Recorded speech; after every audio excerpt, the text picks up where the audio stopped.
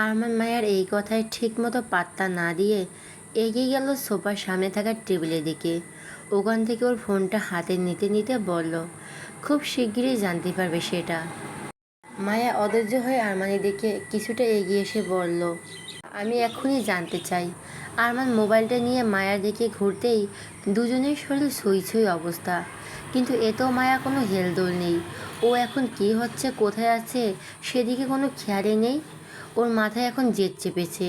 ও জানতে চাই ওর এত কষ্ট করে রেডি করা ফাইল কে সরিয়েছে। আরমান গম্ভীর গলায় বলো, বললাম তো খুব শীঘ্রই সেটা জানতে পারবে। আর শোনো, তুমি না একদম ওই ড্যানিয়েলের সাথে হেসে হেসে কথা বলবে না। আমি চাই না কেউ আমার ক্লায়েন্টের নিজের দিকে আকৃষ্ট করুক, তাই মিস্টার ড্যানিয়েলের থেকে দূরে থাকবে। মায়া রাগে জেদে চিল্লিয়ে উঠল, বেশ করেছি, ওনার সাথে হেসে হেসে কথা বলেছি, আরও বলবো। আমি কার সাথে হেসে হেসে কথা বলবো আর কার সাথে বলবো না, এটা আপনি বলার কে? মায়ার এমন কথায় আরমান মায়ার কোমর পেঁচিয়ে ধরে, এক টানে নিজের শরীরের সাথে মিশিয়ে নিয়ে তারপর এক হাত দিয়ে মায়ের থুতনি চেপে ধরে। মায়ার মুখের কাছে নিজের মুখ নিয়ে গিয়ে রাগে হিসিয়ে বলল, ভুলে যেও না তুমি আমার 1 মাসের জন্য কেনা সম্পত্তি। কথা ছিল এই 1 মাস তোমায় আমি যা বলবো তুমি তা অক্ষরে অক্ষরে পালন করবে। কিন্তু না, তুমি আমার কথায় অবাধ্য হচ্ছ। এটা তো মানা যায় না মিস মায়া তালুকদার। তোমায় আমি 1 মাসের জন্য কিনে নিয়েছি, সেটা কিভাবে ভুলে গেলে? হ্যাঁ, এই 1 মাস যদি আমি তোমায় 1 মাস যদি আমি তোমায় আমার বিছানায় উঠতে বলি, সেটাও করতে হবে তোমায় মিস মায়া তালুকদার। এদিকে আরমানের হাতের নখ কামড়ে চেপে বসা জায়গাটা চিরবির করে জ্বলে উঠল। অন্যদিকে আবার এক হাত দিয়ে এমনভাবে জড়িয়ে চিবুক ধরেছে যে মায়ের মুখের দাঁত নরম চামড়ায় বসে গিয়ে রক্ত বেরিয়ে গেল। সেই নোনতা তরল স্বাদ খুব ভালোভাবে অনুভব করতে পারল মায়া। তাই তীব্রতার চোখ দিয়ে পানি গড়িয়ে পড়ল ওর। তবুও নির্দয় আরমান একবারের জন্য হাত সরালো না। মায়ার চোখ দিয়ে পানি পড়তে দেখে আরমানের ঘোর কাটল যেন। ঝাটকা দিয়ে ছেড়ে দিল মায়াকে। এরপর আরমান গম্ভীর গলায় বলল, এমন কোনো কাজ করবে না যেটাতে আমার রাগ উঠে যায়। তাই চুপচাপ যা বলবো তাই। আহ, উফ, এই মেয়ে ছাড়ো ছাড়ো বলছি। আরমানের কথা শেষ হওয়ার আগেই মায়ার আগে কাঁপতে কাঁপতে তার দিকে এগিয়ে এলো আর হঠাৎ দাঁত বসিয়ে দিল আরমানের হাতের মাংসে। আরমান ব্যথায় কুঁকড়িয়ে উঠল, কণ্ঠ রুক্ষ এলো। কথার খেই হারিয়ে ফেলে হা করে তাকিয়ে রইল মায়ার দিকে। মুখের ভেতরে নোনতার স্বাদ পেতেই বুঝতে পারল রক্ত। নিজের কাছে নিজেই চমকে উঠল মায়া। ছেড়ে দিল আরমানের হাত। এরপর আর এক মুহূর্ত দাঁড়ালো না, ছুটে গেল মিটিং রুমের সাথে লাগোয়া ওয়াশরুমের দিকে। হাবাতে হাবাতে বেসিনের সামনে দাঁড়িয়ে কল ছেড়ে দিল। কুলকুচি করতে গিয়ে দেখল পানির সঙ্গে আসছে হালকা রক্তের রেখা। ভেতরে ভেতরে গা গুলিয়ে উঠল ওর। মুখের ভেতর আরমানের দেওয়া ব্যথার জন্য দাঁতের কোপ লেগেছে। কাটা চামড়ার জায়গায় আগুনে পুড়ে যাওয়ার মতো জ্বালা করছে। মুখে পানি দিয়ে নিজেকে একটু সামলানোর চেষ্টা করলো মায়া। বুকের ভেতরটা এখনও ধুকপুক করছে ওর। তারপর ধীরে ধীরে ওয়াশরুম থেকে বেরিয়ে এলো। যেন শরীর নয়, আত্মাটা ক্লান্ত হয়ে পড়েছে ওর। ওয়াশরুম থেকে বেরিয়ে আসতে মায়ার চোখ পড়ল আরমানের ওপর। সে এখনও মিটিং রুমের সোফায় বসে আছে। চোখ দুটো জ্বলছে রাগে, চোয়াল শক্ত হয়ে আসছে।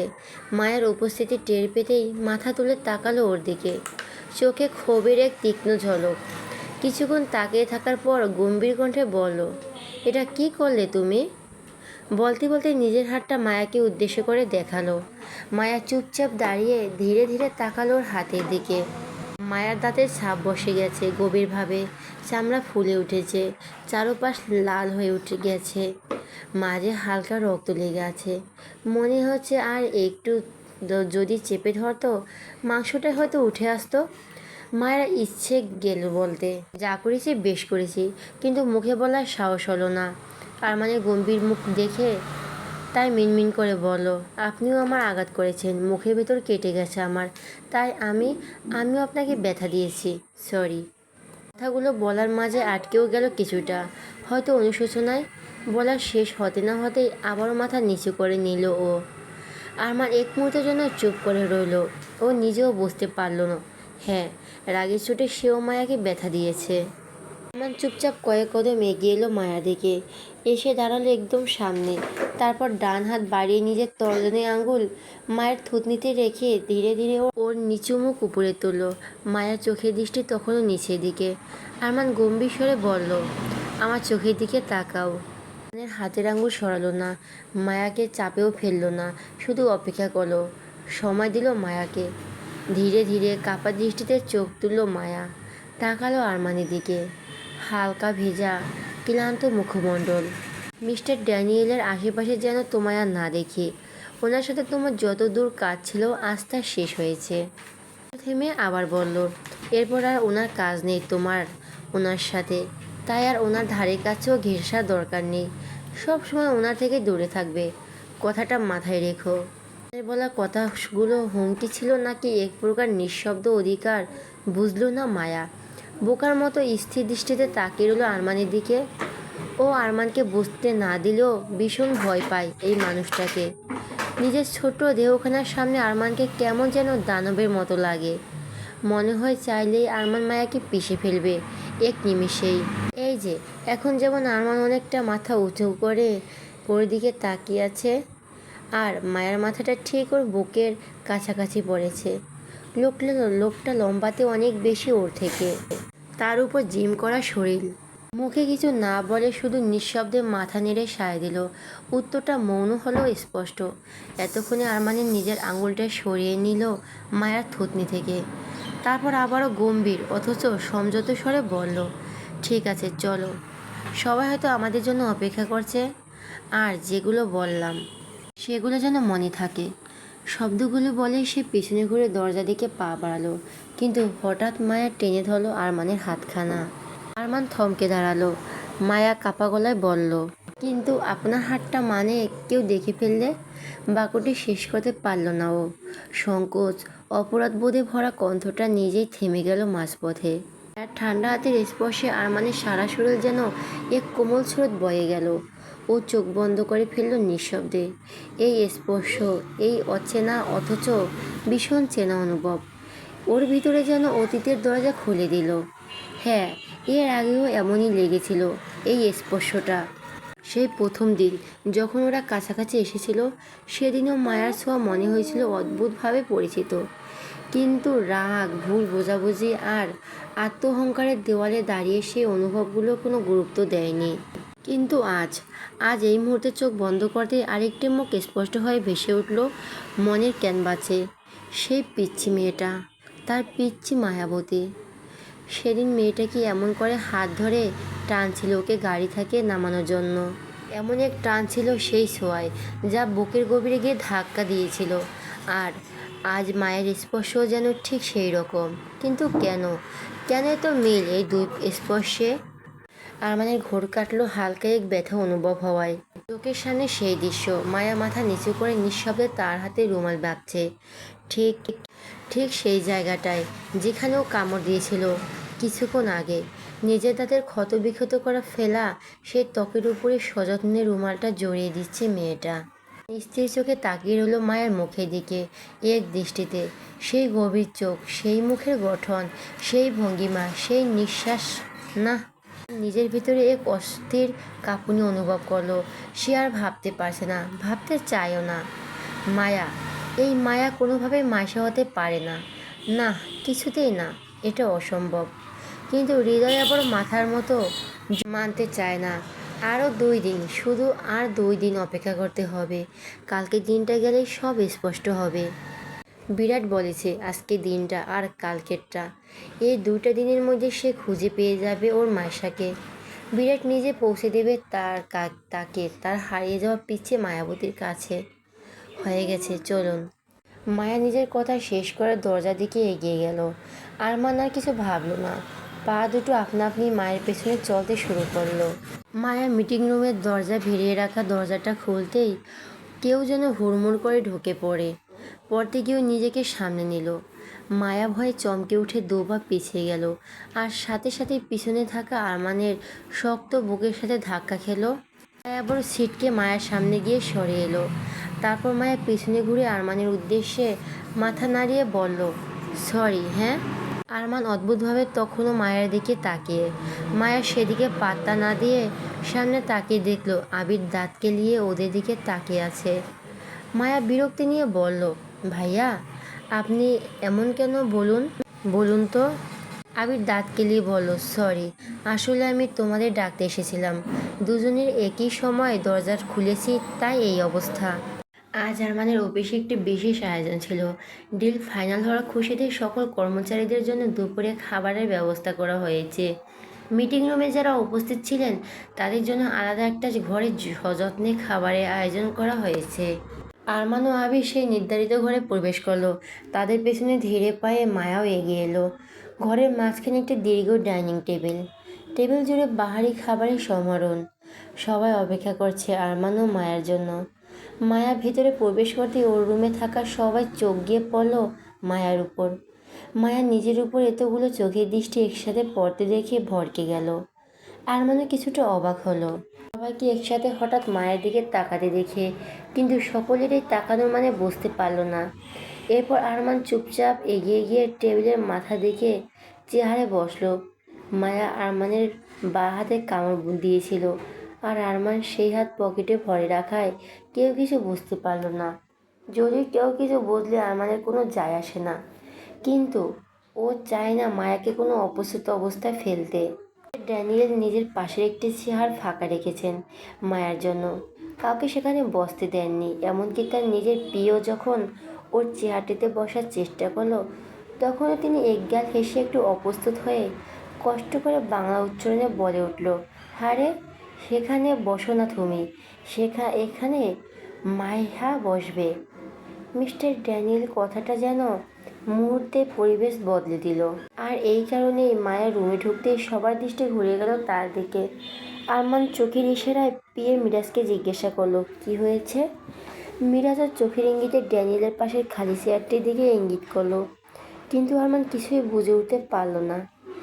বুঝলো তখনই যখন মিস্টার ড্যানিয়েল হেসে বলে উঠল, আরে মায়া, হেসো তুমি, এসো, হাসো হাসো, এখানে বসো। ড্যানিয়েল তার পাশে চেয়ারটি দেখিয়ে মায়ের উদ্দেশ্যে কথাগুলো বলল। মুহূর্তের আগে আরমানের চোখ লাল হয়ে উঠল। টেবিলটা এক ঝটকায় উল্টে দিতে ইচ্ছে করছিল তার। কেন জানি মিস্টার ড্যানিয়েলের মায়াকে নিয়ে এই বাড়াবাড়ি সহ্য হচ্ছিল না ওর। মায়ের ড্যানিয়েলের কথা শুনে একবার ভয়াক্ত দৃষ্টিতে তাকালো আরমানের দিকে। আরমানের লাল চোখের দৃষ্টির তীব্রতা যেন মায়ের অন্তরাত্মা কেঁপে উঠল। ও ভয়ে একটা শুকনো ঢোক গিলল। তাড়াহুড়ো করে আরমানের পাশে খালি চেয়ারে বসে পড়ল। জোর করে এক ফোঁটা হাসি ঠোঁটে টেনে মায়া বলল, এই তো আমি এখানে বসছি স্যার, সবাই এখনো বসে আছেন কেন? খাওয়া শুরু করুন। মায়ের কথায় মিস্টার ড্যানিয়েল মুখটা হঠাৎ ছোট হয়ে এলো। মন খারাপ করে সে নিজের হাতে নিজের পাতে খাবার তুলে নিতে শুরু করলো। আর এই দৃশ্য দেখে আবির, মিরাজ আর তানিয়া মুখ চেপে হাসলো। এদিকে মিস্টার ড্যানিয়েলের মন খারাপ বেশিক্ষণ টিকল না। সে খেতে খেতে উৎফুল্ল কণ্ঠে বলল, এগুলো মায়ার রান্না, তাই না?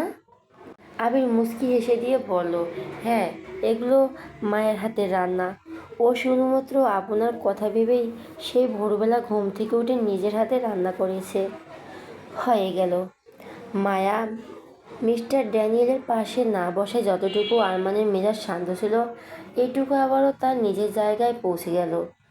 রাগে তার হাতে থাকা চামচ শক্ত করে খাওয়া থামিয়ে দিল। তারপর চোখ তুলে আবিরের দিকে কটমট করে তাকালো, যেন একা পেলে আবিরকে পুরোই খেয়ে ফেলবে। আবির আরমানের দিকে প্রথমে বোকা বোকা হাসি দিল, তারপর ভয়ে একটা শুকনো ঢোক গিলে নিজের বের করা 32টা দাঁত ঢেকে নিল। যদিও ও কথাটা আরমানকে জ্বালানোর জন্যই বলেছে। ঠিক তখনই এন্ট্রি নিল মিস দিশা। ও রুমের দরজা খুলে ঢুকে হাসি মুখে বলল, আমাকে ছাড়াই সবাই খাওয়া শুরু করে দিয়েছেন?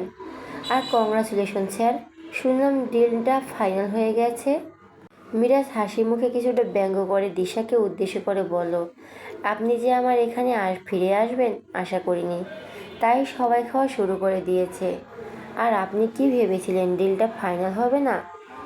দিশা মিরাজের এমন কথা শুনে প্রথমেই চমকে উঠল, তারপর নিজেকে সামলে বলল, আরে তা কেন ভাবতে যাব, অনেক কষ্টে আমাদের মায়া এতগুলো ডিজাইন রেডি করেছিল, ডিল ফাইনাল করা হয়ে যাবে কোথায়। দিশা কথাগুলো বলতে বলতে মায়ার দিকে এগিয়ে গিয়েছিল। আর দিশার কথা শেষ হতে না হতেই মায়া আহ বলে চিৎকার দিয়ে উঠল। সবাই মায়ের চিৎকারে মায়ার দিকে তাকাতেই দেখলো মায়া তার ডান হাতটা বা হাত দিয়ে ধরে ফু দিচ্ছে। আর মায়ার চোখ দিয়ে টপ টপ করে পানি পড়তে শুরু করছে। মুখ দিয়ে আহ উ শব্দ করছে মায়া।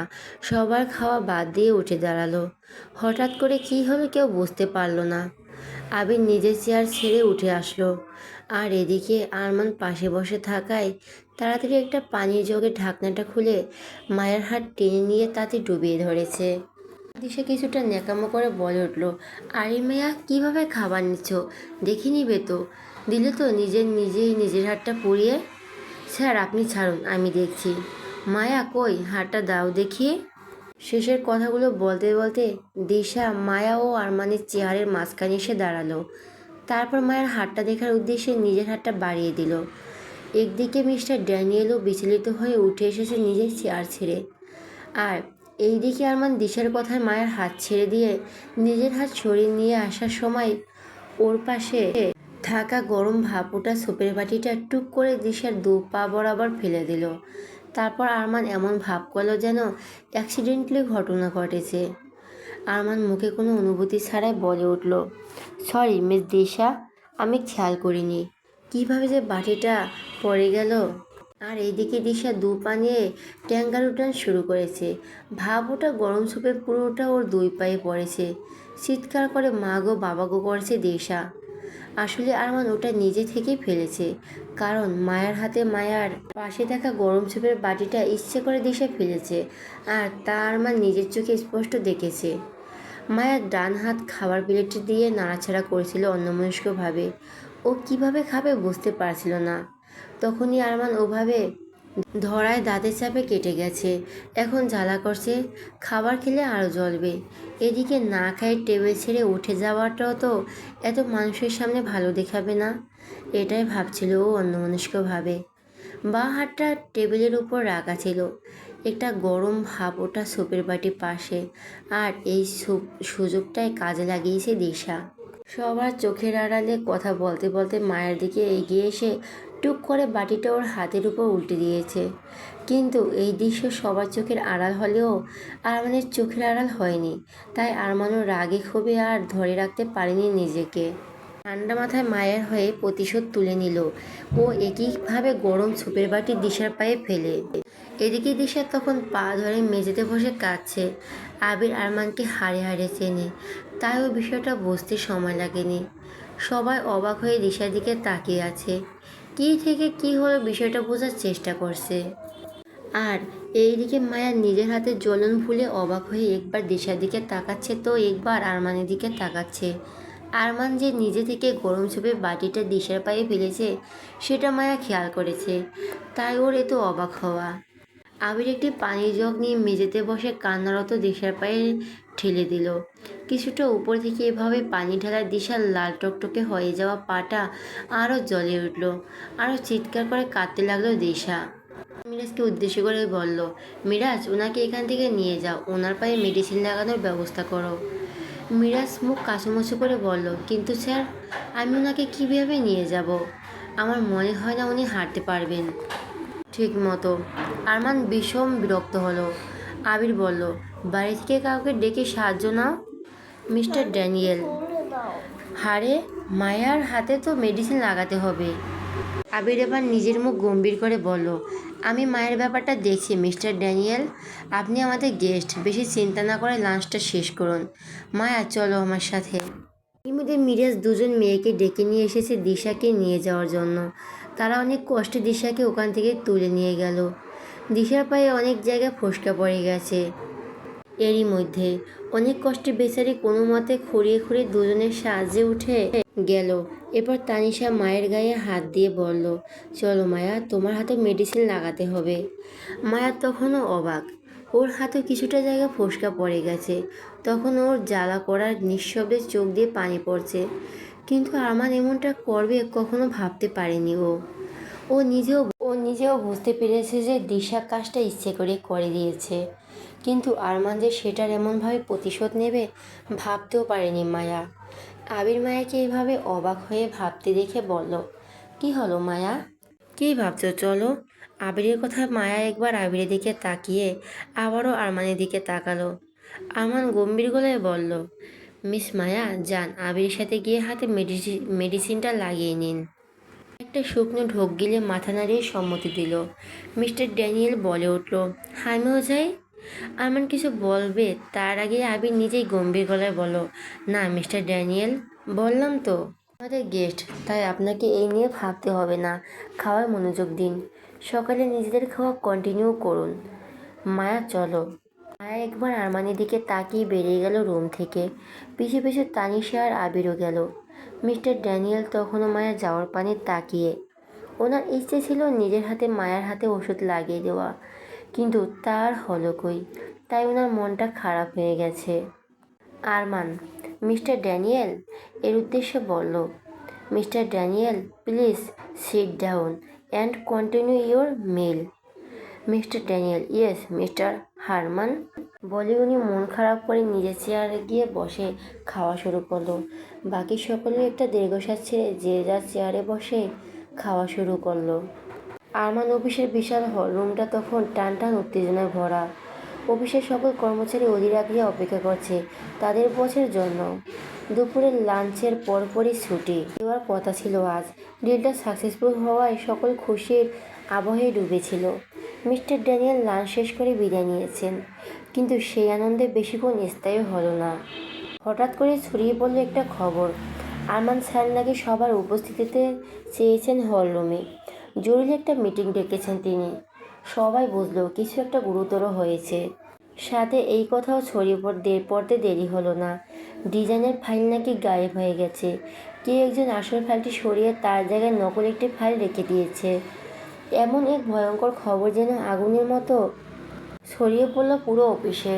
সেই থেকেই গোটা হলরুম ফিসফাসে ভরে উঠেছে। কে করলো, কে করলো, কি হবে এখন? ঠিক তখনই মুহূর্তের মধ্যে হলরুমটা একেবারে স্তব্ধ হয়ে গেল। সকলের গুঞ্জন থেমে গেল আচমকায়। চোখ ঘুরে গেল দরজার দিকে। বিশাল হলরুমে বড় দরজাটার দিকে প্রবেশ করলো আরমান, প্রতিবাদের মতো এক অদ্ভুত দীনতা ও তীক্ষ্ণ গাম্ভীর্য নিয়ে। মুখ তার যেন পাথরের মতো কঠিন, কোনো আবেগ নেই। তার ঠিক পিছনে পিছনে প্রবেশ করলো আবির, মিরাজ আর মায়া। আবিরের মুখের ভঙ্গি গম্ভীর, মীরার স্বভাব মতো চুপচাপ, আর মায়ার চোখে মিশ্র অনুভূতির প্রতিচ্ছবি, আতঙ্ক, দুশ্চিন্তা আর একটা অজানা আশঙ্কা। আরমান নিজের জন্য নির্ধারিত চেয়ারটায় বসে পড়ল, পায়ের উপর পা তুলে। আবির, মায়া আর মিরাজ নিঃশব্দে গিয়ে দাঁড়ালো আরমানের পেছনে। হলরুমের পরিবেশটা তখন এতটাই নিস্তব্ধ যে কারো শ্বাস প্রশ্বাসের শব্দ পর্যন্ত শোনা যাচ্ছে না। এই নিস্তব্ধতা ছিন্ন করে মুহূর্তের মধ্যে গম গম করে উঠল আরমানের গলা, ফাইলটা কে সরিয়েছে? সবাই একে অপরের দিকে তাকালো, কিন্তু কেউ একটা কথাও বলল না। আর আরমান তখনও ঠান্ডা, কিন্তু তার চোখের দৃষ্টিটায় আগুন। আবির বলল, আপনারা নিশ্চয়ই জানেন এই ডিলটা আমাদের জন্য কতটা গুরুত্বপূর্ণ ছিল। দীর্ঘ এক সপ্তাহ ধরে আমাদের ডিজাইন টিম, বিশেষ করে সব ডিজাইনার দিনরাত পরিশ্রম করে ফাইনাল ফাইলটি তৈরি করেছিল। সেই ফাইলটার আজ হঠাৎ করে উধাও হয়ে গেল, যেটা ছিল আমাদের হেড ডিজাইনার মায়ার কেবিনে। আবির কথা ধার যেন আরও তীক্ষ্ণ হলো। গতরাতে মিস মায়া এবং মিস তানিশা মিলে সব কিছু চেক করে ক্যাবিনটা নিজ হাতে লক করেছিলেন। নিশ্চয়ই ছিলেন ফাইল নিরাপদে আছেন। আর আজ মিটিংয়ের সময় যখন ফাইলটি খোলা হলো, দেখা গেল তার ভেতরে কেবল সাদা কাগজ, ডিজাইনার নামগন্ধ নেই। অথচ ফাইলটা দেখতে ছিল ঠিক আগের মতো। তার মানে স্পষ্ট, কেউ ইচ্ছে করে আসল ফাইলটা সরিয়েছে। একদম একই রকম দেখতে ফাইল রেখে গেছে। এই কাজ বাইরের কেউ করতে পারে না, অভিষেক কারো পক্ষে এটা সম্ভব। কিছুটা থেমে আবার বলল আবির, তাই বলছি, যিনি এটা করেছেন অনুগ্রহ করে নিজের থেকে সামনে আসুন। তাদের হয়তো কিছুটা ক্ষমা পাওয়ার সুযোগ থাকবে, কিন্তু যদি আমাদের খুঁজে বের করতে হয় তাহলে তার শাস্তি হবে ভয়াবহ। আমরা কোনো আপোষ করব না। আবিরের এই রূপ কেউ কখনো দেখেনি। গোটা হল ঘর জুড়ে এক অদ্ভুত ভারী নীরবতা ভেদ করে কেবিনে ফিস শব্দ। কে হতে পারে? কেনই বা করবে এমন কাজ? এই ডিলটা তো আমাদের সবার ভবিষ্যতের প্রশ্ন। সবার চোখে স্পষ্ট ভয়। তারা জানে আরমান ছেলের রাগ কতটা ভয়াবহ হতে পারে, বিশেষ করে এমন একটা গুরুত্বপূর্ণ ডিলের ক্ষেত্রে। ডিলটা ওরা পেয়েছে ঠিকই, কিন্তু সেই বিজয়ের আনন্দ নেই, উচ্ছ্বাস নেই, হাসির ছোঁয়া। আছে কেবল সংখ্যা, সন্দেহ আর এক ভয়াবহ প্রশ্ন, ওদের মধ্যে কেউ একজন বিশ্বাসঘাতক। আবিরের এত কিছু বলার পরও সে অজ্ঞাত ব্যক্তির সামনে এলো না, যেন কোনো কিছু তোয়াক্কা নেই তার। হয়তো তার আত্মবিশ্বাস এতটাই প্রবল, সে ভাবছে কাজটা সে এমন নিখুঁতভাবে সম্পন্ন করেছে যে তাকে চিহ্নিত করা কোনোভাবেই সম্ভব নয়। আরমানের দৃষ্টি এবার আরও দীর্ণ, আরও অর্ণল। হঠাৎ করে সে আবিরের দিকে তাকিয়ে মৃদু একটা ইশারা করলো।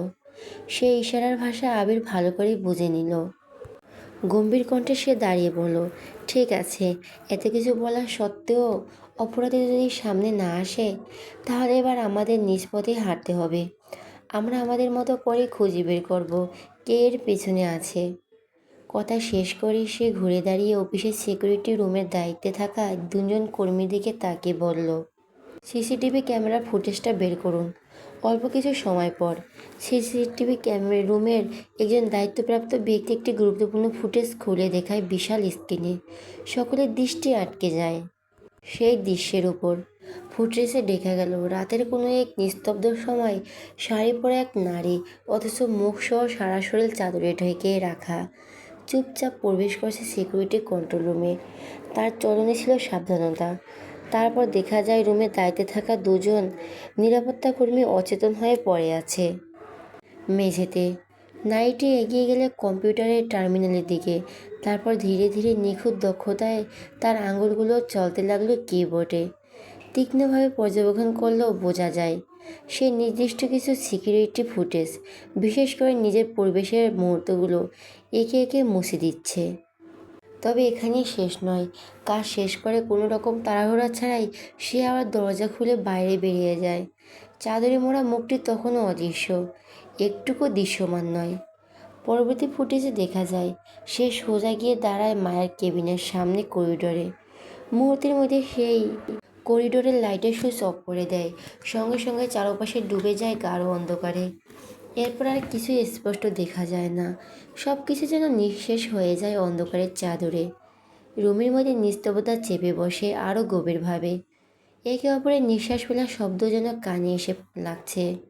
শুধুমাত্র আরমানবাদী রুমে থাকা প্রত্যেকটি ব্যক্তি গম্ভীর মনোযোগে ফুটেজের প্রতিটি ফ্রেম পর্যবেক্ষণ করে। কেউ কিছু মুখে বলছে না, কিন্তু ভেতরে ভেতরে যেন সবার মনে একটাই প্রশ্ন ঘূর্ণি তুলে দিচ্ছে, কে ওই নারী?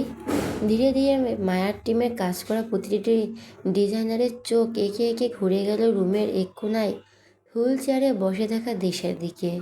দিশা প্রথমে বুঝে উঠতে পারছিল না কি ঘটেছে, কিন্তু যখন টের পেল যে একে একে সবার চোখ তার দিকে নিবদ্ধ, তখন তার শরীরটা মুহূর্তে ঠান্ডা হয়ে গেল।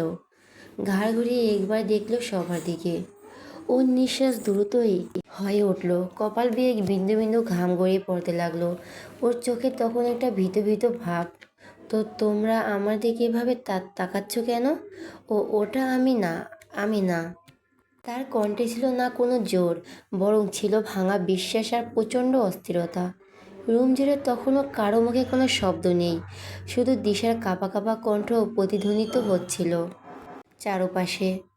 সিকিউরিটি কন্ট্রোল রুমের দায়িত্বে থাকা দুজন নিরাপত্তা কর্মী, যারা ঘটনার রাত্রিকালীন ডিউটিতে ছিলেন, তাদের চাপ পৌঁছে দিয়েছিল যে ছেলেটি সেই ক্যান্টিন বয়ের নাম সমীর, তাকে ডেকে আনা হয়েছে প্রশ্নের মুখোমুখি করার জন্য। পুরো হলরুম তখন স্তব্ধ, টান টান উত্তেজনায় ভর্তি। আরমান ধীরে চোখ তুলে তাকাতেই সমীরের শরীর থরথর করে কাঁপতে শুরু করে। কাঁপা কাঁপা গলায় সে বলে উঠল, সরি স্যার, আমার ভুল হয়ে গেছে। দিশা ম্যাম আমায় ওষুধের চায়ের সাথে মেশাতে বলেছিলেন। ভুল হয়ে গেছে স্যার। কথাগুলো বলতে বলতে সমীর কান্না ভেঙে পড়লে আরমানের পায়ের কাছে। দুহাতে আরমানের পা জড়িয়ে ধরে ক্ষমা প্রার্থনা করতে থাকে, কিন্তু আরমান কেবল একবার শান্ত হাতে তুলে থামিয়ে থাকে। কোনো রকম চিৎকার বা রাগ নয়, শুধু এক দৃষ্টিতে তাকিয়ে আছে। সমীর চোখের পানি মুছে উঠে দাঁড়ালো, মাথা নিচু করে দাঁড়িয়ে থাকলো একপাশে। আর হলরুমে নেমে এলো নিস্তব্ধতা। সবার চোখের দৃষ্টি এখন দিশার দিকে। আর দিশা আতঙ্কে তার মুখ বিবর্ণ হয়ে গেছে। শীততাপ নিয়ন্ত্রিত ঘড়িও তার কপাল বেয়ে গড়িয়ে পড়ছে বিন্দু বিন্দু ঘাম।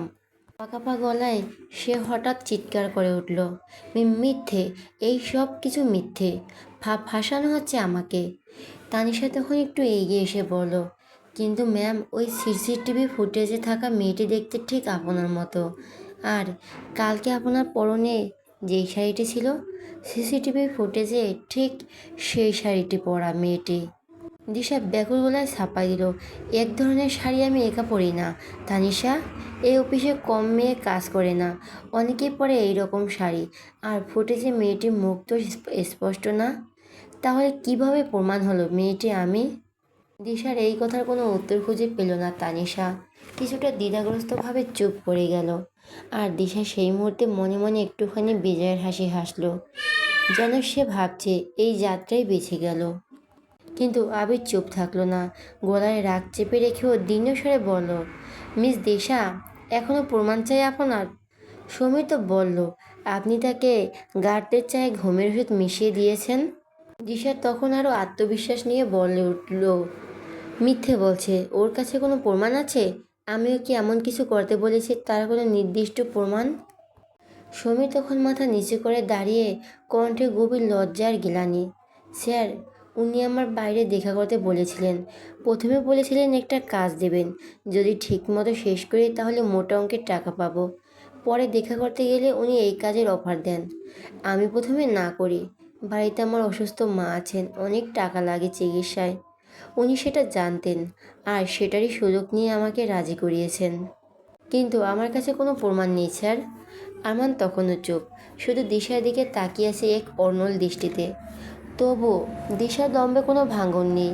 সে চেয়ারে বসে আছে, হোল চেয়ারে, মাথা তুলে, মনে হচ্ছে যেন কিছুই ঘটেনি, যেন সে একেবারে নির্দোষ। নাবির ডেকে আনলো আরেকজন গার্ডকে। সেই গার্ড জানালো, স্যার, আমি গতরাত যখন টহল দিচ্ছিলাম তখন দেখি অন্ধকারে করিডোর থেকে দিশা ম্যাম বেরিয়ে আসছেন। তখন অফিসে আর কেউ ছিল না।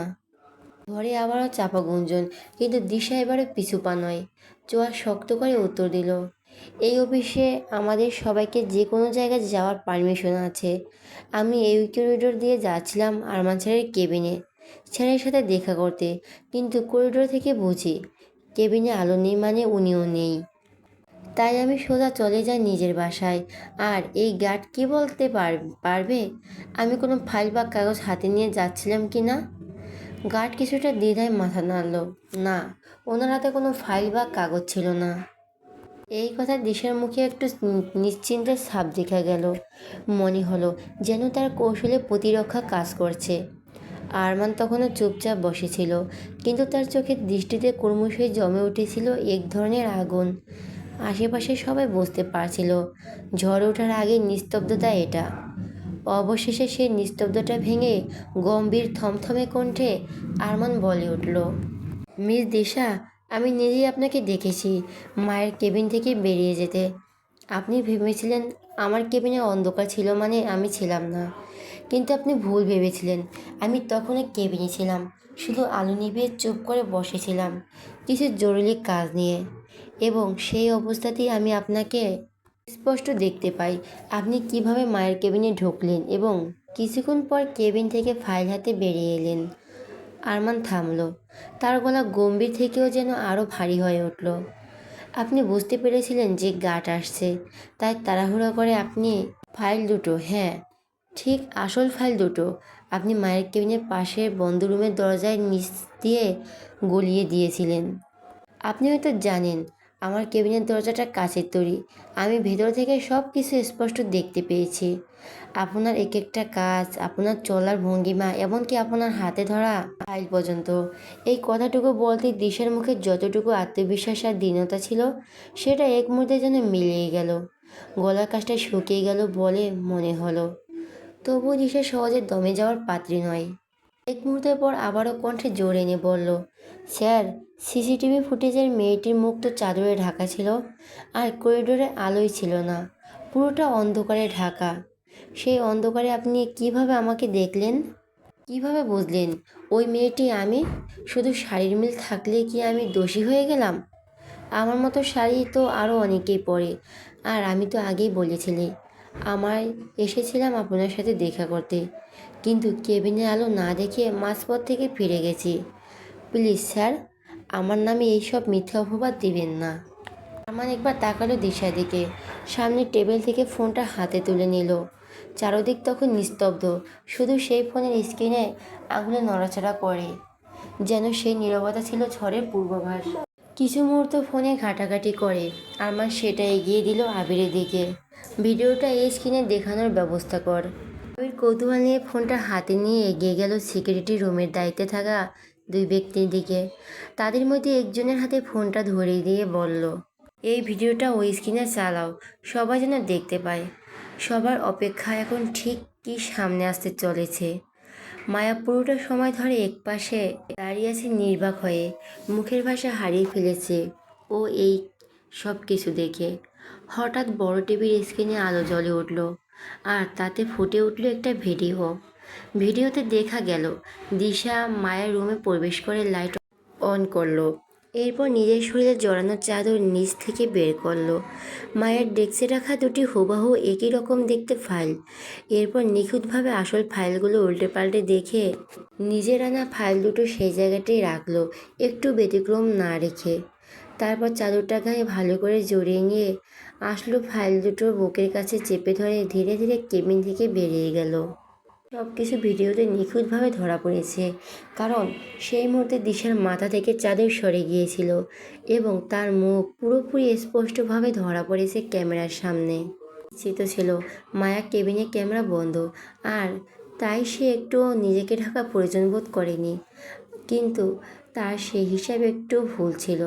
কেবিনের ভিতর আলো জ্বলছিল, আর সেই জন্যই আরমানের ভিডিওটা যেন দিনের আলোর মতো পরিষ্কার।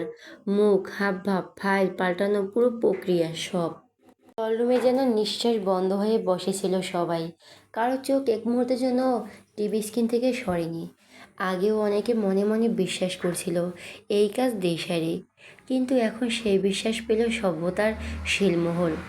এখন এখন আর কোনো ব্যাখ্যা, অজুহাত কিংবা অস্বীকার করার জায়গা নেই দিশার সামনে।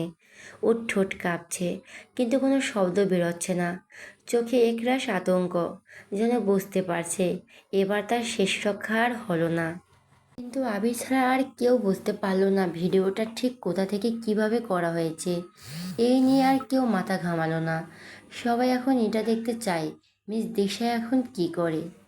কাল রাতে মায়া এসেছিল আরমানের কেবিনে, কিন্তু কেবিনে ঢুকে দেখে আরমান সেখানে নেই। ওয়াশরুমে ছিল সেই সময়। আর এদিকে আবির ওর জন্য নিচে অপেক্ষা করছে। সেই কারণে মায়া কিছু না বলেই আলমারির ফাইলগুলো রেখে নীরবে বেরিয়ে যায় কেবিন থেকে। ওয়াশরুম থেকে ফিরে এসে আরমান পুরো রুমের সকল লাইট অফ করে দেয়। তারপর অন্ধকারে নিজের দাঁড়িয়ে এসে বসে পড়ে। এক দৃষ্টিতে জানালার দিকে তাকিয়ে থাকতে থাকতে ধীরে ধীরে চোখ বন্ধ হয়ে করে দেয়। বাড়ি যেমন নীরব রাত, আর ভেতরে তার অন্তর্দহন। চেয়ারে হেলান দিয়ে বসে ওর মনটা ডুবে ছিল একটাই নামে, পিচ্চি মায়াবতী, যাকে সে ওই অ্যাক্সিডেন্টের পর আর কোনোদিন চোখে দেখেনি, যার কণ্ঠ আর কখনো শোনেনি, যার সাথে আর অন্য কোনো স্মৃতির বাঁধনে গাঁথা হয়নি। তবুও সেই মেয়েটি ওর হৃদয়ে ঝড় তুলে চলছে প্রতিটি মুহূর্তে। কে সেই মায়াবতী? শুধু একটিবার চোখে দেখলে কি এই দীর্ঘ ব্যাকুলতা শান্ত হবে? সেই অচেনা মেয়েটি এখন যেন তার জীবনের কেন্দ্রে পরিণত হয়েছে। বুকের ভিতর যেন আগুন জ্বলছে, যা নিভবে শুধু তখনই যখন একবার, মাত্র একবার সে নিজের পিচ্চি মায়াবতীকে নিজের বুকে চেপে ধরতে পারবে। ঠিক তখনই হঠাৎ করে কিছু একটা অস্বাভাবিক ঠেকল ওর। চোখ বন্ধ করা থাকা সত্ত্বেও টের পেল আলো নিভে গেছে করিডোরের। তৎক্ষণাৎ চেহারে সোজা হয়ে বসে পড়ে আরমান। সতর্ক চোখে তাকিয়ে রইল কেবিনের কাছের দরজার ওপারটায়। ধীরে ধীরে একটা ছায়ামূর্তি করিডোরের দিকে এগিয়ে এলো মায়ের কেবিনের দিকে, নিঃশব্দে সুনিপুণভাবে। তারপর সেই মানুষটির চাবি দিয়ে মায়ের কেবিনের লক খুলে ভিতরে প্রবেশ করলো। আমার নিঃশব্দে টেবিলের উপর রাখা রিমোটটা তুলে নিল। এক মুহূর্ত দেরি না করে সেটা নিশানা করে একটি নির্দিষ্ট বোতামে চাপ দিল। সাথে সাথে ওর কেবিন ও মায়ের কেবিনের মাঝের কাছে দেওয়ালটা থাকা ভারী পর্দাটা সরে গেল। অন্ধকারের পেছনে লুকিয়ে থাকা সেই মুখটা স্পষ্ট হয়ে উঠল ওর চোখের সামনে। আরমান এক মুহূর্ত দেরি না করে নিজের মোবাইল রেকর্ডিং চালু করে দেয়। ঠান্ডা মাথায় নিখুঁতভাবে সেই সমস্ত অনুচিত কর্মকাণ্ড প্রত্যেকটা মুহূর্ত ধারণ করে রাখে সে। মায়ের কেবিনে আলো জ্বালায়, চোখের সামনে সব কিছু দিনের মতো পরিষ্কার। দিশা মায়ের কেবিন থেকে বেরিয়ে যেতেই আরমানের সাথে সাথে উঠে এসেছিল চেয়ার ছেড়ে। তারপর দিশাকে হঠাৎ করে ফাইল দুটো পাশের রুমের দরজার নিচ দিয়ে ভরে দিতে দেখে থেমে যায়। আরমানও তারপর বুঝতে পারে কেউ একজন হঠাৎ করে চলে আসায় দিশা এমনটা করেছে। কি মনে করে আর যায় না আরমান। ঘুরে গিয়ে নিজের চেয়ারে বসে বাঁকা হাসি হাসে শুধু। তো শান্তির আবরণে মোড়া এক নিঝুম সকাল। আকাশে রোদ যেমন কোমল আর মৃদু, তেমনি আরমানের মনেও আজ এক অদ্ভুত প্রশান্তি খেলা করছে। পাশে বসে থাকা বিরাটও যেন তার আনন্দের শরিক। আরমানের বিএমডব্লিউর গাড়িটা ড্রাইভ করছে ড্রাইভার। ড্রাইভারকে বিরাট অ্যাড্রেস দিয়ে দিয়েছে। রাতেই কথা হয়েছিল বিরাটের সাথে। আজই তার মায়েশার কাছে যাবে।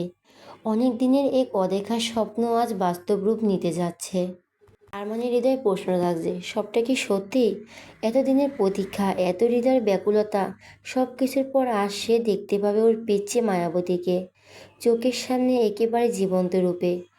মনে হচ্ছিল এই অনুভূতিটাই হয়তো কোনো রূপকথার চেয়ে কম নয়।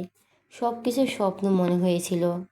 পিচ্চি মায়াবতীর কথা মনে হতেই আরমানের চোখের সামনে ভেসে উঠল মায়ার সেই নিষ্পাপ মুখটা, সিদ্ধ সরল কোমল।